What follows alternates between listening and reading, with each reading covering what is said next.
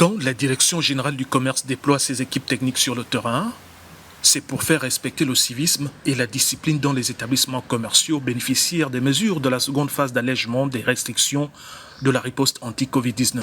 Le secteur tourisme marque le début d'une série d'inspections du genre, juste une campagne de sensibilisation au respect du protocole sanitaire et déjà quelques grincements dedans. Ce qu'il faut pour se protéger et protéger les autres usagers des espaces publics n'est pourtant pas sorcier.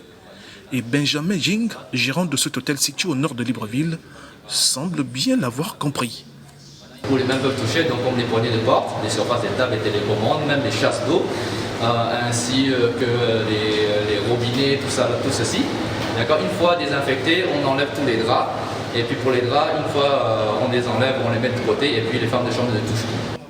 L'opération de ce jour s'inscrit dans la durée selon Jean-François Yanda, directeur général du commerce.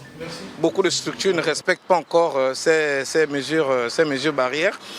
Mais il faut aussi souligner que nous avons quand même rencontré aussi des structures telles que celles où nous nous trouvons, qui respectent, comme l'hôtel que nous avons aussi fréquenté, qui respectent le protocole sanitaire.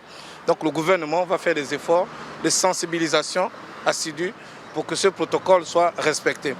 Le chronogramme des inspections prévoit le constat visuel par les équipes de la présence du dispositif de lutte contre la pandémie, le marquage au sol, le respect des distanciations sociales et le port des masques, entre autres, dans les structures visitées. Le cas échéant, le ministère du Commerce passera à la phase des sanctions.